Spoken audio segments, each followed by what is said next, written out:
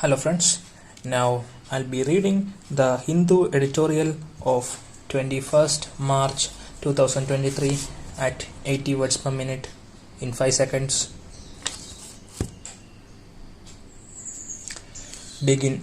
India concluded its 8th stint in the United Nations Security Council at the end of December 2022, and by any yardstick, its 2-year stint has been unprecedented. It has been my privilege to serve as India's ambassador, permanent representative in the Council for 18 out of the 24 months. I arrived in New York in May 2020 on a relief flight when COVID-19 was at its peak, only to find the empty roads of Manhattan. The UN had begun conducting its sessions virtually. Fortunately, by May 2021, the UNSC resumed physical meetings in the Council chamber. When we entered the Council on May 1st, 2021, we had clear priorities. We focused inter alia on maritime security, terrorism, UN peacekeeping, reformed multilateralism, and the global south. India was elected chair of 3 important UNSC committees: the Taliban Sanctions Committee, Libyan Sanctions Committee, and Counter-Terrorism Committee. The Prime Minister of India chaired for the first time a UNSC meeting on maritime security.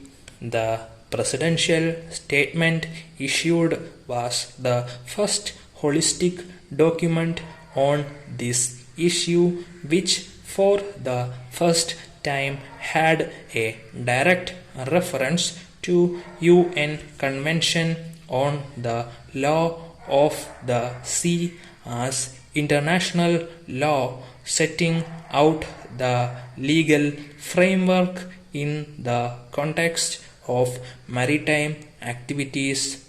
It is also called for inter alia freedom of navigation, anti-piracy, and combating terror and transnational crime at sea.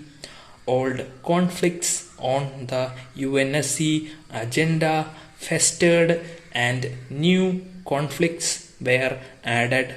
Myanmar, Afghanistan, Ethiopia, Mali or Syria, Palestine, Yemen, Haiti, Libya, the Sahel, and of course Ukraine. The Council stood polarized, unable to act decisively. India strove to bring them on the same page. There was a military takeover in Myanmar on February 1st, 2021. Soon after we came into the Council, the Permanent Five were pulling in opposing directions, while the Association of Southeast Asian Nations counseled caution. India shares a nearly 1,700 kilometer long border with Myanmar, and it was vital to stop violence, bring in stability, and ensure democratic processes went forward. India ensured balanced and comprehensive Council pronouncements, which finally culminated in a resolution on Myanmar in December 2022. In August 2021, the Taliban forcefully seized power in Afghanistan. India was able to steer the negotiations, which resulted in UNSC Resolution 2593 laying down benchmarks on stopping cross-border terrorism from Afghan soil, including from proscribed UN terrorist entities in Pakistan, protecting the rights of women, minorities, and children, ensuring an inclusive government, and providing humanitarian assistance. With the UN Secretariat and the West trying to engage the Taliban without success, a firm position on the Taliban upholding these benchmarks continues to be the best course of action. India has enhanced the focus on terrorism. As chair of the UNSC Counter-Terrorism Committee, we brought the CTC meeting to India in October 2022. While India's attempt to list terrorists under UNSC Resolution 1267 sanctions was thwarted in a significant development, the proposal to list Abdul Rahman Maki, Deputy Amir Chief of the Lashkar-e-Taiba, was approved by the UNSC. This listing was the first with India as a prosper. India has been the largest contributor of UN peacekeepers, including as a pioneer in women peacekeeping. Its launching of the UNITE Aware technology platform to strengthen real-time protection of peacekeepers is to be noted.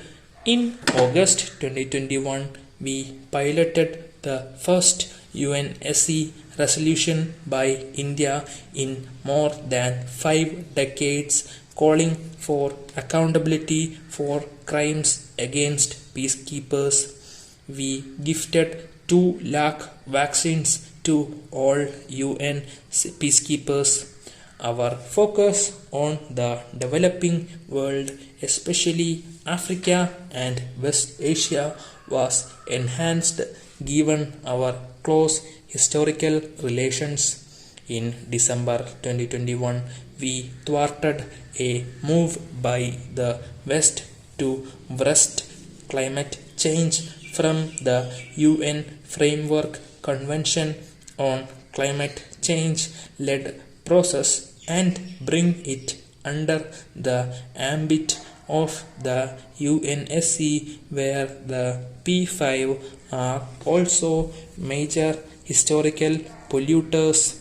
The draft resolution was defeated in the Council when India had voted against. A change in the climate change architecture would have shut out the voice of the global south, especially small island developing states.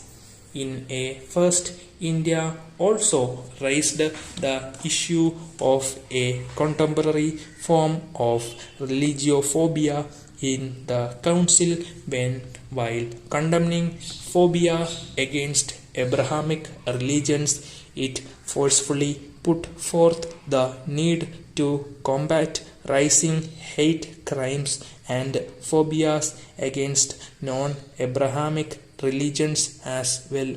With hate crimes being fueled abroad by vested interests, India stance needs to be robustly taken forward. The culmination was a discussion under India's presidency on the need for immediate reform of the Council. The Indian team's performance over 2 years is testimony to why India needs to be at the horseshoe table permanently. Millets, a family of coarse grains and popular staple, are having an unprecedented moment in the sun. Prime Minister Narendra Modi recently inaugurated a global conference on millets, extolling them. Stop. Please join the Telegram group in the comment section for the PDF.